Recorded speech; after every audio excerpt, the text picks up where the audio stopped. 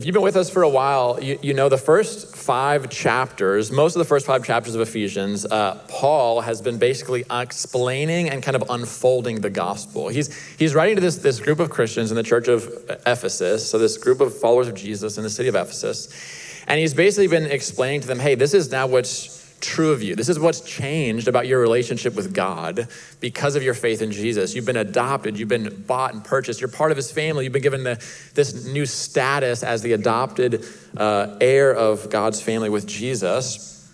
And then he moves on and he begins to explain this crazy reality of the church, right? He says, and it's not just you and God, actually, you've been placed into this family, right?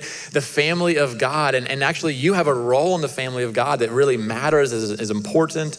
And then the next thing he says is this. He basically says, hey, the gospel now, this relationship you have with Jesus, it's now the context for like every single other relationship that you have. Every relationship you have, every kind of thing you do in your life, it's taking place in the context of this larger story of you being bought and purchased out of darkness, out of sin, out of death, into the family of God. And so he's saying this, that the gospel is not something that's just supposed to take like a corner of your life. It's not something that's just like, hey, this is me, I'm David, I'm into these things, this is what I do for a living. I also attend church on Sunday because I'm a Christian. It's saying, no. There's this new story that is so all-encompassing that it gives you a new name, a new definition of who you are. It gives you a new future. And it also creates the context for every single relationship you're in. And a few weeks ago, he said, now, this is how you're supposed to live in a marriage as someone who's a follower of Jesus. And today he's going to say, this is how you're supposed to live in a family as a follower of Jesus. So let me read these, just a couple quick verses for us. It says this, children, obey your parents in the Lord, for this is right. Can I get an amen? Honor your father and mother, which is the first commandment with a promise, so that it may go well with you and that you may enjoy long life on the land. Now, fathers, do not exasperate your children. Instead, bring them up in the training and the instruction of the Lord. So we're gonna talk to children first because he addresses children. And by the way, just to define children, basically the way I think we should define children is broadly anyone who is in our country under the age of 18 or is being financially supported by your parents in some meaningful way. That's basically how you would define children, I think, for us. And so if your parents still pay your cell phone bill, you are still a child, unfortunately. It says, children, obey your parents and Lord, for this is right. And then what he does is he actually quotes from the 10 Commandments. And he basically says, back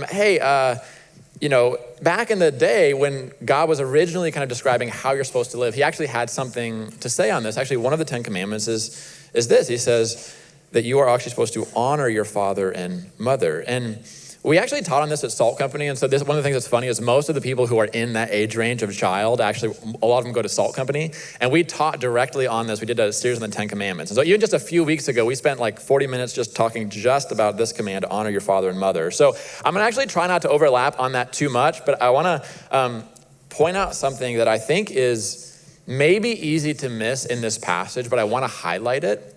The first thing is this. There are a lot of ancient texts that speak about children. There's a lot of religious texts that speak about children, but there's very few that speak directly to them. And this might not seem like a really big deal, but it's actually a really big deal.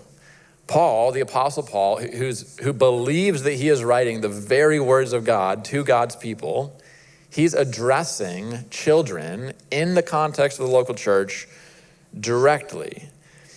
And this is really important, I think, actually, for us. So one of the recurring things that Jesus faced, I don't know if you guys remember this in the Gospels, is there's always these large crowds of people, largely men and women, and then there's also these bands of roving children that keep coming around. You guys know this? And basically there's these groups of children that basically show up at these events that Jesus is doing, these kind of sermons that Jesus is giving, and basically his disciples, their primary instinct is to keep them away, right? They're like, hey, go somewhere else, right? And this is a recurring thing. And Jesus basically says, no, let the children come to me. Like, don't keep the children away, let them come. And it's kind of a random thing, but if you've read the Gospels, you realize this is actually one of the recurring themes is that Jesus is somebody who's inviting even children to basically have a seat at the table as he teaches about the ways of God and being a human. But his disciples basically try to keep him away. And there's the question, well, why does disciples try to keep him away? Well, one is because kids are noisy and distracting. That's likely one of the things. And that was true back then, just as it's true today. But there's more than that. You see, in the first century, children were not seen as a valuable part of society.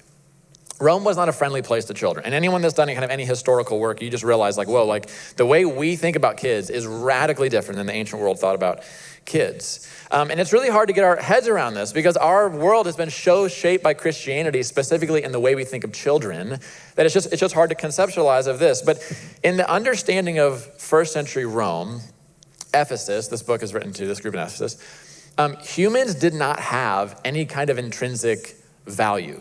There wasn't like human life or dignity or human rights. Like that's not an idea that they had. No, they just didn't have that. And we shouldn't be too hard on them because really they believed what every society before Christianity did believe.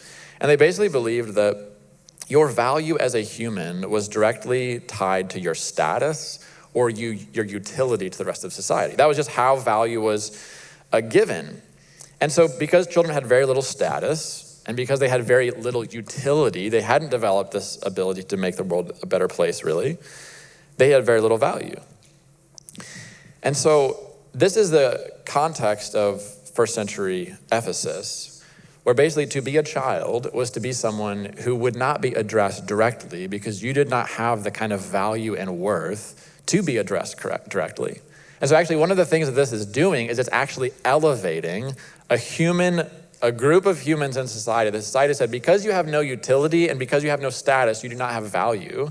And what Jesus is doing through his word is he's actually elevating them and saying, no, actually following Jesus is for you. I have something to speak directly to you about how you should live in the situation you find yourself in. Because the gospel told a different story about what it meant to be a human being. You see, our value doesn't come by virtue of our accomplishments or our place in our hierarchy or our utility, but actually it comes by virtue of our humanity, right? So this idea that we everyone who's in this room, except like maybe a very select few of psychopaths, believe fundamentally that humans just have worth and value, right? Like if someone walked in on this stage and they were like, hey, this person has some kind of disability, they're not able to be as productive in society as somebody else who doesn't have a disability. No one in this room would say, therefore, that person has less value, right? We would say, no, that person is a human. They have value. The reason we believe this is because our society has been shaped by Christianity. The reason we believe this is because the New Testament and the Old Testament taught that our value doesn't come by our place in our hierarchy or our utility, but actually it comes by virtue of us being created in the image of God. And the New Testament took that even further. It expanded this idea more. It says it isn't just that we share the same creation, like no matter where you're at on the status and the hierarchy, no matter what utility you have or how competent you are in the world, no matter what you are, if you're a human, you don't just share the same creation, but actually in Christ you share the same salvation. We're not saved by what we've done, but actually we're saved by what Jesus has done. And so all of a sudden, into the first century comes this new story about the world that Jesus is telling about human beings that is conflicting with the stories that culture has said about humans. And it's basically saying this: every single person comes to God in the exact same way, by grace through faith. This is Ephesians 2.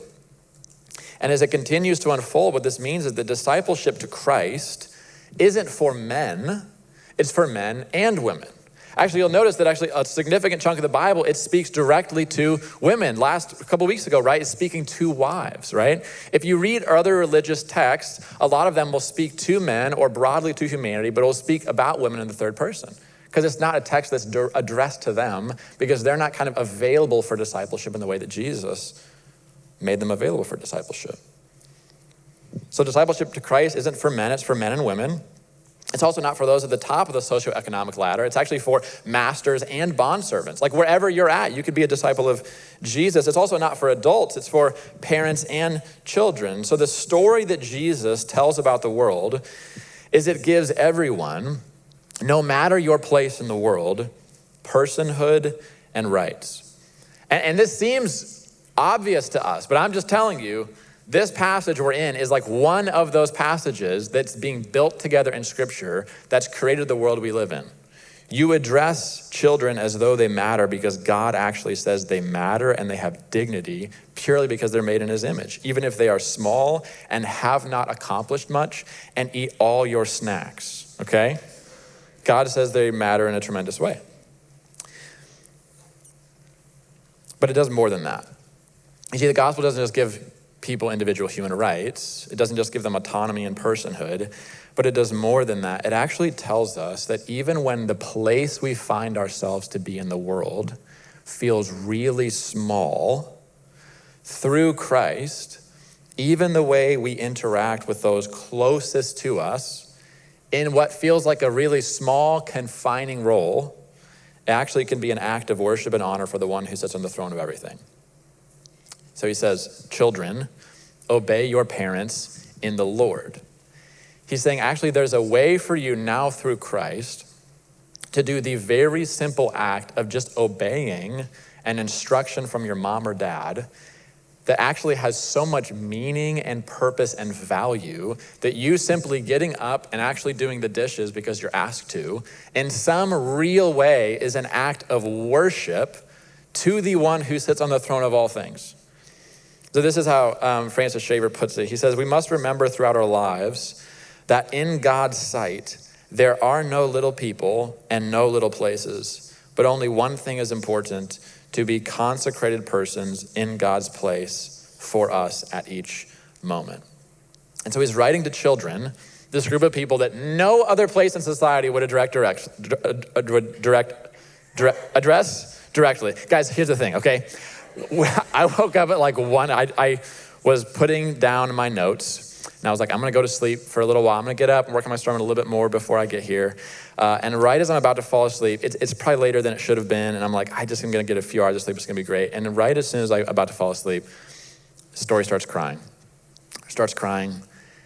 And then for the next 3 or 4 hours, she throws up, all right? So me and Steffi were up all night long with Story. So if I feel like a shell of a person, look like a shell of a person, it's because today I am. But when we are weak, Jesus is strong. Okay, so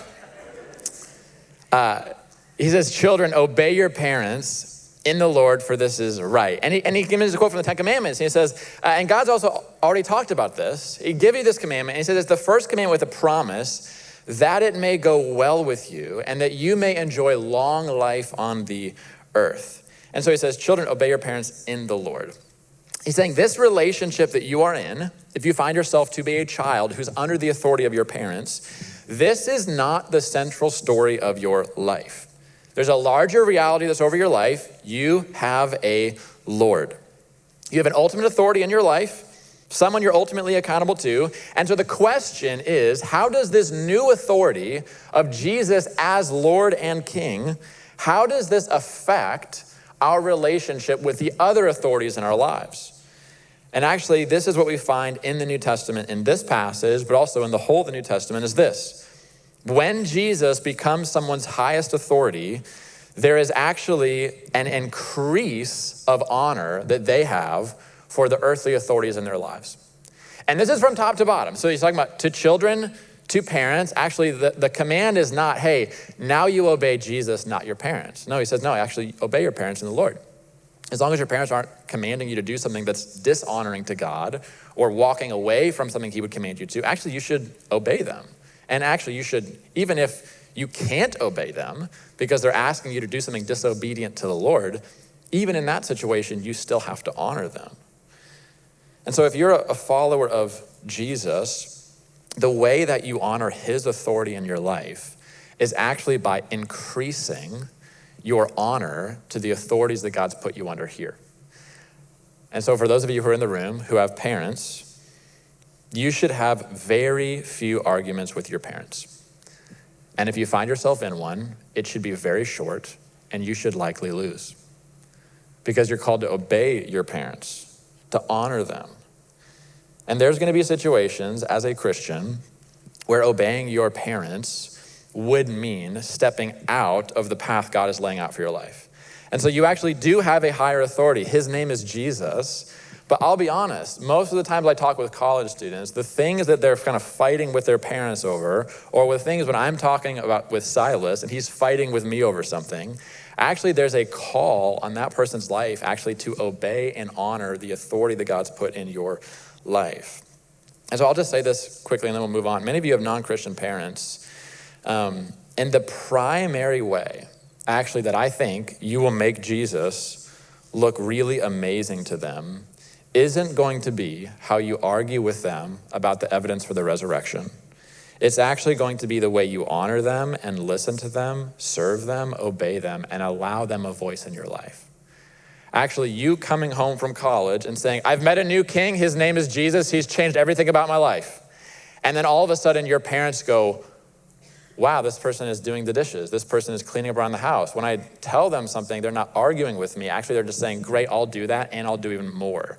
Right? When Jesus says, hey, how should you interact with like the Romans who are basically this occupying, colonizing force in your life? He doesn't say, give them the finger and start a revolt. Actually, he says, no, if they ask you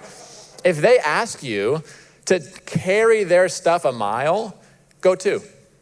He just says, like, if somebody is in authority over you, even if they're like an evil authority like the Romans, just come underneath that authority because they're not your real king, Jesus is. And actually, when you serve and honor them, even if it's difficult, you're really serving and honoring Christ.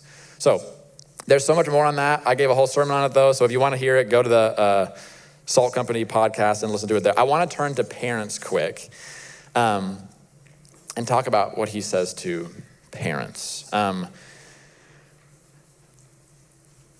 6 years ago, we had our first child. His name is Silas. You see him after church running around like a crazy, crazy person. We all love him, but boy, he has some energy. He was our first child, and when you have your first child, you go through this transition that is, you can't explain it to anyone. You can't explain the shift that happens in your life when you go from being a single person to being married. That's a big shift. But the real significant shift is all of a sudden when God deposits into your care a human being. You're not prepared for that, right? You're like, I knew this was going to happen. Like there were some things, we knew what was probably going to happen, but we also like weren't prepared for it, okay? No one's ever prepared to be handed a human being and then to be told this is yours to provide and care for and protect and raise and parent and shepherd and love and train. But this happens to almost every single human being. At some point, a lot of us are going to get married, and God's going to hand you another human. He's going to entrust you another human. And it changes almost everything about your life. When we first were kind of putting Silas's, crib together and we were putting his little nursery together, we wanted some art. We were trying to figure out what we should do for art. And we had a lot of different arguments about that because me and Sevi are both pretty artistic, have a lot of opinions. And the thing we landed on together was a picture of this just big face of a lion. And if you've been to our house, you see that. It's just this huge face of this lion. It's just kind of there. It's masculine. It's pretty cool. Silas is a boy. It's an animal. That's kind of fun. But the thing it was doing for me, I put it right over his crib. So whenever I'd walk in, I'd pick up Silas. I would look at the face of this lion. And I'm a big fan of the Chronicles of Narnia. And in the Chronicles of Narnia, you know that Jesus is presented as basically a lion whose name is Aslan. And he's basically the Christ figure. Also, I don't actually think his name is Aslan. I just said that because I'm really tired, all right? So it's Aslan, I know that. I put a D on the end of that. But whenever I walk into his room, I see this picture of a lion. And here's what it does to me. This was like really important for me because I was trying to remind myself of something that I knew I was going to have a tendency to forget. And so as I walk in and I pick up this child, I was wanting to know intuitively, this child is not mine, this is his. This is someone who's made in the image of God, not the image of David. This child might share my DNA, but actually this child bears the image of my Lord and Savior, Jesus Christ. And so I wanted something that would remind me of this, that I'm not free to parent in any way I see fit, but I'm actually free and called to parent in the way that Jesus sees fit. And it was a way of reminding me that I might be a parent, I might be a father, but I've given responsibility of taking care of something that does not belong to me. And actually, that is one of the primary things this text is teaching parents about the way they're supposed to interact with their children. I am a caretaker, a steward of this life God has entrusted to me, but I am to train them and instruct them in the ways of the Lord, because ultimately they're not mine, they're his. And so here's the text where he says to fathers, he says, fathers, do not exasperate your children. Instead, bring them up in the training and instruction of the Lord. So he says, here's something not to do and here's something to do. Let's start with the thing not to do. He says, fathers, do not exasperate your kids. Another way your translation might say is do not provoke them. And it's this word that like maybe, I don't know, my parents would use this often. Like it's actually a word you use of someone you're basically leading a relationship in such a way that you're like enticing and bringing out anger and frustration out of that person, right? If you've ever been on a phone with someone in customer service who just like is way on a power trip, you know exactly what you mean. You feel helpless. You're like, my life is getting destroyed by the way you guys are doing this. And you could just make this so much easier. And they're like, yeah, but we're not going to. And you get really angry. That's like someone who's just using their power and authority not to help you or to treat you like a human with dignity or worth, but is basically just demanding that you fall into this very narrow slotted line, no matter if you actually fit there or not. And so he says, fathers, do not exasperate your children. You see, especially when children are young, there's this tremendous power dynamic in the relationship. And actually, it's one of the largest power dynamics that exists in humanity. Like you might be like, there's a huge power dynamic between my boss and me. You can quit, right? But when you're a little kid, you actually can't really run away from home. You're just stuck in this tremendous power dynamic relationship where a child's life is literally in the hands of their parents. They hold all the cards. They're in authority over them. They're financially in control of them. Like Silas regularly talks about buying stuff for the family if we need help. And I'm like, bro, you have $30. You have your whole piggy bank. That's all you have. It's not even going to scratch the surface of our needs, my friend. Parents are also physically in control. They're just bigger. And so even if a child wants to fight, there's really no fight there. Like you can, if you want, dominate your kids physically. And also most parents are just smarter. They've just been around longer. Their brain is more formed. And so even if you're kind of fighting with them, it's like you can outthink and outmaneuver your child mentally. And whenever you have a relationship that has a really strong power imbalance, it's really easy to use your power in the relationship to slowly strip that other person of their rights and simply get them to do what you want them to do. And so he's saying, don't do that. You might be the person with power and authority, but that's not what you're supposed to do. Don't require your child to do things that you don't require of yourself. It's exasperating when a parent is just like, hey, you do this. And they're like, but you don't do that. It's like, stop, I'm in charge. Just listen and obey. That's a wildly aggravating thing to have someone do to you, so don't do it to your kids. Or another thing is you don't really listen to your child, but you demand that they listen to you. Right? You just kind of have this relationship with them where you go like, no, you need to listen to me because I'm your parent. I'm wise. I've got some years on me. And I'm also your authority. Therefore, you listen to me. But then when they come up to you and they say, but can you listen to me? I have an opinion or a thought. You go, I don't need to listen to you. You just need to listen to me. Or you have very little patience for their perspective or thoughts, but you just want them to obey you. When there's a really large power imbalance, it's really easy to use your power to bend that person to your will. And that makes people feel like they have no power, no voice, no rights. And one of the things this passage is saying is if you're in that situation, you're a father, you're a mother, you're a parent, you are the one with power and you are the one with authority. But the person before you isn't yours to do what you want with, they're God's. And actually there's a very specific thing that we're called to do. And so here's what he says. He says, fathers, do not exasperate your children. Instead, bring them up in the training and instruction of the Lord. Now, there's something weird happening here in this passage. You likely noticed it, but let me just draw it out for you. there's a pattern that's broken in this text. If you were here a few weeks ago, right, it says, wives, here's how you respond to your husbands. Husbands, this is how you should respond to your wives. And it continues. It says, masters with bondservants, bondservants with masters. And then here it says, children with parents. And what it should say is parents with children, but it doesn't. It's interesting. There's a clear pattern happening, but Paul breaks this pattern. He says, no, children, obey your parents. And then he says, fathers, do not exasperate your children. Fathers, bring them up in the training and instruction of the Lord. What's he doing? Why is he doing this? Well, I don't think what he's doing is trying to leave mothers out of the equation. He's not just like, hey, moms, you do whatever you want. It's fine. This is just for dads. And also, I don't think he's saying that mothers are not to help in the training and instruction of the Lord with their children. I think there's some people that read these verses that way, and they go, well, moms are just, make food and, keep the house, but they don't have any kind of spiritual role. I don't think that's what this is saying at all. Certainly the rest of the New Testament wouldn't say something like that. So why is the pattern broken? Well, I think he's making it clear that the father can't delegate the spiritual leadership of his family to his wife or to anyone else. So he doesn't just say parents, because that's a little bit ambiguous. It's just like, hey, between the group of you, make sure that this child is trained and instructed in the ways of the Lord. Actually, he just says, I'm not going to use the term parents. I'm just going to say fathers. Fathers, this is your role. You are the one who's supposed to bear the responsibility of the discipleship of your children.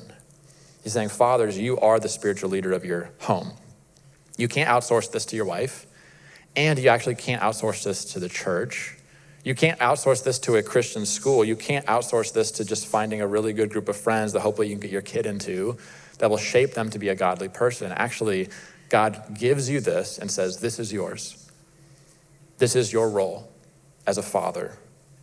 And there's a very specific thing that they're called to. He says, bring them up in the training and instruction of the Lord. And this phrase, bring them up, is really specific. It's actually this phrase that's it's embodied, it's hands-on, it's this idea of presence. And so bring them up in the training and instruction of the Lord is basically, this is the way I would describe it. The father in a house, the Christian father, is called to take a hands-on, embodied role in the lives of his children where he disciples them in the ways of Jesus. That's it. The father is called to take a hands-on, embodied role in the lives of his children where he disciples them in the way of Jesus. Now, I want to just make a few points quick on this. First thing is this. You can't give what you don't have. You can't give what you don't have. And so what this means, if this is the role of a father, and I think a mother's connected into this, right? But primarily he's going to speak to fathers, so I'm going to primarily speak to fathers today. The primarily calling of a father is actually to model what a life with Jesus looks like. That's the primary calling on your life. It's to model what a life with Jesus looks like. And it's actually, in order to model that, you actually have to have it. And so the very first thing he says is, as a parent, he doesn't say, hey, I really want you to spend your time teaching and instructing. Actually, the primary thing you need is you can't give something you don't have. So actually, the first call of a father is to be a disciple of Jesus, to be an authentic follower of Jesus. You know, the fastest way that you can get your children to run away from Jesus is to demand total obedience from them while you don't give Jesus your own obedience. The fastest way, guaranteed. You kind of parent in a way where you lay down a pretty significant law, a pretty rigid system. You need to obey and be this certain kind of person. You even maybe use some of the commands in the Bible as part of your kind of regimen for them. And you don't give Jesus your own obedience. That is a recipe to churn out a student in college who will be totally disenchanted with the church, with whatever version of Christianity you had. They don't want that, and it will actually lead them to be a deeply wounded person. So actually, the very first thing that you have to have is an authentic relationship with Jesus yourself. Don't call your kids to something you don't have. Don't call your kids to obey you if you're not obeying Jesus. And so it's not just a call to primarily teach someone something, it's a call to model something. And so there's a really real question I have for fathers in the room, or you who's thinking about stepping into fatherhood, is, are you actually growing yourself? Are you being trained in the training and instruction of the Lord? Are you someone who's picking up this book and reading it and learning it? Because if you're not, how are you going to train and instruct your children of what's in this book about God? How are you going to teach people what it's like to follow Jesus if you don't know how to follow Jesus yourself? And so actually the very first thing the Bible says is to be a parent is not actually about just training and teaching. It's about you personally following Jesus yourself. It's about modeling not behavior for your kid. You can model how to tell the truth and not lie, but that's not what he's talking about. He's actually saying you're supposed to model a relationship with Jesus. Because it's not just training and instruction and commands, it's training and instruction in the Lord. So you're supposed to model for your kids what it looks like to be a human being made in the image of God who has been broken by sin and yet is being redeemed and healed by Jesus. And so you're actually supposed to show them in an embodied way. This is what it looks like to be human and to be healed by Jesus. And so what that means is actually you show them how to receive grace. You show them how to own your faults. You show them how to apologize. You show them how to take ownership of the ways that your sin wounds them. And one of the regular things that me and Sebby try to do with our kids is we try to, like, if we sin against them or we yell or we lose our temper, like we actually come to them and we say, hey, I messed up. Like I blew it. Like I was frustrated and I was angry. I didn't treat you right. And I'm asking for your forgiveness, but I want you to know I've asked Jesus to forgive me as well. You're modeling what it looks like to be someone who's broken and in need of a savior. And you're basically showing them Jesus is the one who I've learned to lean on in my life. And Jesus is the one that I want to help you learn to lean on in yours. Second thing is this. You can't bring your children up in this embodied, hands-on presence kind of way if you're not around. You just can't. You know, one of the things that men in particular, there's a really heavy burden that we feel. Like most of the men there's not an outward nervousness or this outward anxiety, but there's actually this like deep level of stress that we carry because we walk around and we actually recognize in a very real, honest way that like I am the provider and protector of my family. And there's just like a weight that's on men who step into the role of husband and father that we just have as the person who has that role, provider, protector. But actually what's interesting, God doesn't say that's your primary role. He says, no, the primary thing I'm calling you to is discipler. So he doesn't say, hey, kids obey, men, you provide. You go out there, you get a great job, you work 60 hours a week, and you just make a really comfortable environment for your kids where they can have the things they want, do the sports they want, have the new clothes they want, and you create a place of protection. So you find a way to work really hard so you can move into the nicest neighborhood where they're not gonna face crime or different things like this. Provide and protect. Actually, that's not what he says. He says, no, actually disciple them. Be their primary discipler. You do need to provide, you do need to protect, but there's a greater call on your life. You know, in the Old Testament, one of the primary differences between those who were following Yahweh and those who were following another God, when you kind of got to the end of everything, one of the primary differences was the other gods would require you to sacrifice your children, and Yahweh never did. Or even the whole scene with Abraham on the mountain where God's like, bring up, and Isaac, and we're like, what is going on? The primary point of that story is God does not require Abraham to sacrifice his child. Why? Because God, our Father, he's the one who provides the sacrifice for us. So that was one of the primary differences in the Old Testament, and actually it's one of the primary differences today. There are many, many, many, many children in America today who are sacrificed on the altar of their father's careers. There's many children who are sacrificed on the altar of their mother's career. There's many children who basically go undiscipled on the altar of their parents' ambitions, instead of actually being shepherded and discipled in the way that Jesus calls them to, because ultimately their parents still in some sense have an idol that they're worshiping instead of Jesus. Jesus will never call you to sacrifice your children for him. He never will. And so if you find yourself in a situation of life where you're like, I can't disciple my kids, I can't be really present for my kids because there's just something else that I have to do, here's what I would say. God is not requiring that of you. Actually, you just have a misplaced value system. Actually, the primary thing he says is actually be the primary discipler of your children. In Deuteronomy 6, the picture is really interesting. He says that I'm the Lord your God, the Lord is one. And then he basically says that you're supposed to basically take the truths of God and give them to your children. But it's interesting, he doesn't just say in some kind of a like 1 hour a week way. He says when you walk around and when you're out in the town and when you're walking through the gate, when you're sitting down, when you're standing up. It's this present, embodied relationship of a father or a mother to a child where you're giving them the things of Jesus as you walk through life with them. And so one of the reasons I think he's calling specifically fathers to do this is in the normal way families exist, moms spend a lot of time with their children and dads spend a lot of time working and doing things. And then when dads get home, they spend a lot of time remodeling their house and doing some finances and fixing up some things, but very little time actually sitting down and discipling their kids in an embodied way where they're looking them in the eyes and giving them their presence. And here's why that really matters, is the third thing is this. In parenting and teaching kids, way more is caught than taught. Way more is caught than taught. If you are busy and you are distant and you have a lot of really important things to do, then actually what you're going to train and teach your children is that this is what God is like.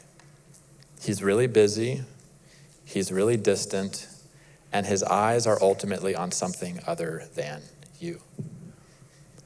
This is one of the primary things that I feel thankful to my dad for. There was never a moment in my life growing up where I felt second place to something else. It's just one of the real gifts of my life. My dad was a follower of Jesus. He believed the gospel. And it was like no matter what was happening, if I walked into the room or I called him on the phone, he lived his life in such a way that I received the fullness of his attention. I remember I'd have these phone calls with my dad where I'd call him, and he'd be at work, and he'd start talking to me. And then halfway through, he'd be like, hey, man, this is so great. I'm so excited to talk.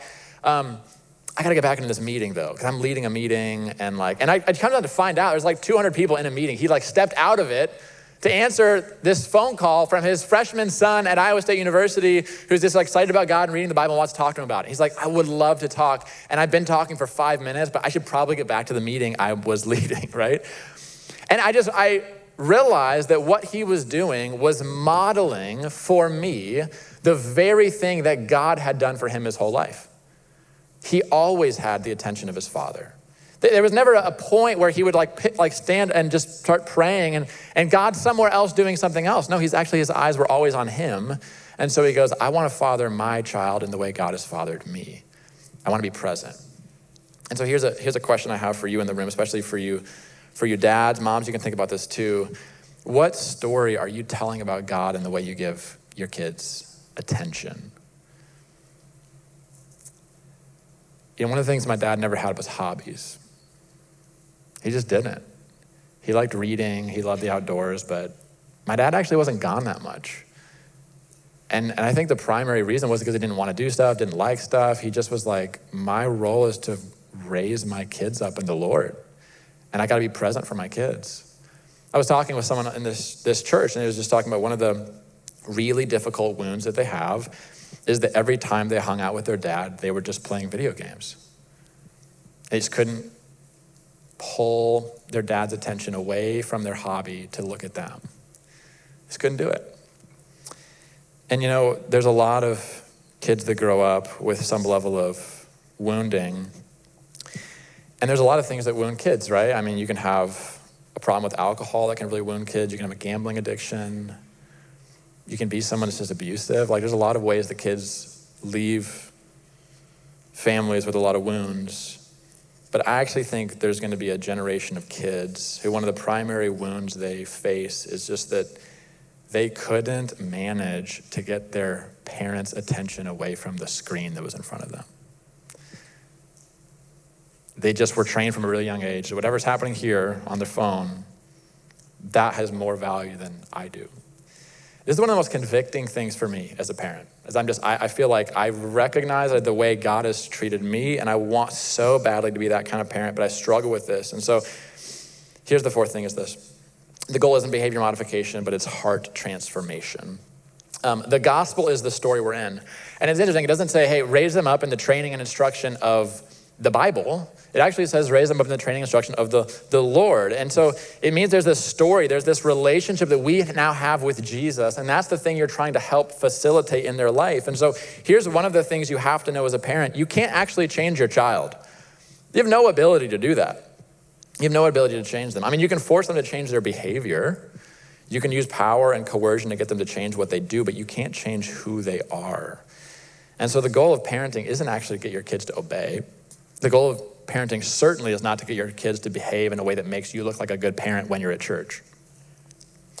It's actually to partner with Jesus in what he is trying to do in their life. You raise them up in the training and instruction of the Lord. And so the end goal of your parenting isn't to get your kid to be a certain kind of obedient kid. It's actually to lead them not to a place, but to a person. Jesus. And so that's what it is. That's the call on fathers. I think also by virtue of kind of the connection, that's the call of mothers as well. It's actually to be really careful about using your power and your authority in a way that would potentially wound someone or exasperate them, but it's actually to be someone who partners with Jesus and what he's doing in your kids' lives. And here's a couple things I want to say about this quick, and then we'll transition out of this. Some of you came out of wildly broken homes. Like even the idea of like obeying your parents or honoring them is wildly painful. Some of you grew up with a father or a mother that you were like, they didn't do this. Like they didn't disciple me at all. Like they taught me nothing about God. Like they took me to church once a month and told me I was supposed to follow God, but no one taught me anything. And so here's what I would just say to you. One of the things that is happening in this story is God is taking people who are spiritually dead and making them spiritually alive. And then he's saying, actually, through my power, I don't want to just change your life. I want to change the relationships that you're in. And so if you're a child here, you just have to know that what God has done in your life has a tremendous power to affect the family of origin that you came from. Like some of you, you're seeing this already. I mean, there was so many parents of students who were here last week at Easter. And you're talking to me, they're like, my parents aren't Christians, they're not followers of Jesus, but God has done something in my life that's beginning to spill over into the parents that came before me. And there's these deep wounds that I have from growing up with these people that are beginning to be healed and restored by the grace of Jesus and the gospel. And some of you are in the room, and actually God's calling you towards being a parent. And here's what I want to just say. There is such tremendous hope and power for you, no matter what kind of example you had, to actually not continue that generational sin and to wound your kids in the same way that you were wounded, but actually now through the fatherhood of God to step up and actually say, no, I have a new model that I can actually propagate. And it's the relationship that I have with Jesus that now I can model that for my kids. And so wherever you're at, I just want you to know, the gospel has tremendous power, not just to change your life, but to change the relationships you're in. And I just want you to know this, if you're a parent, God has given you an incredible role, like incredible. There's almost no way that you have to affect the world more than to simply do a faithful job of trying to be present with your kids, love them, try to show them Jesus, try to own your flaws when they come, and just model what it looks like to have a relationship with Jesus. The thing I've found really dealing with thousands of students is that actually kids don't need that much. They don't need that much. Like some people have such a lofty goal of like you need to be a perfect parent, you need to be an amazing dad. And actually the thing my dad did for me was he just was kind of there. He loved Jesus and was just there. And we didn't have these like once a week times where he like opened the Bible and explained everything about it. He just like walked with me through my life. And when he saw someone who was hurting, he'd like talk to me about that and be like, what do you think Jesus would have us do with this person? Or What do you think God would want you to do with your money? And he just had these like small conversations with me in my daily life that over time, I actually was trained in the instruction of the Lord. And so by the time I found Jesus and chose him for myself, my dad had deposited so many things into my life that I could actually stand up on my own 2 feet and had a vision and a picture of God. That's actually one of the central things that's made me who I am today. And so if you are a parent in the room, I just want you to know God has called you to an amazing task, but he's also given you the power and the relationship with him to actually accomplish it. Let me pray for us and then we'll jump back into worship. Jesus, you ultimately are our true parent. God, you came down, and the very first way you taught us to pray was you just said, hey, you should pray like this. Our Father who is in heaven. God, no matter where we're coming from, whether we're coming from families where we have really great parents and really great examples, or whether we're coming from places where we didn't even know our parents, or God, some of us are coming from places where we wish we didn't know our parents because of the level of wounding and pain that have happened. Jesus, you say that actually through the gospel, there can be healing and redemption for our stories. And God, for those of us in the room who are parents, Jesus, you've given us a weighty call. God, we actually do have power. We do have authority. We actually have a role in our children's lives that no one else has. It's just us, and we're called to that, and you've given that to us. God, would we be faithful to parent our kids in the ways you parent us? And God, for the fathers in the room, I actually just pray for a spirit of courage. God, that there would not be a generation of apathetic, lazy, distracted men who give themselves to a lot of hobbies and small ambitions, but actually you'd have a generation of men at Tree Line Church who step into this role of a father who has been fathered by you, and they begin to change the story of what it is to be a man. They begin to change the story of what it is to have a father. They begin to change the story of what it is to love and care and disciple people. God, would you help us tell a story about Jesus that's compelling? Would you help us worship you in your name? Amen.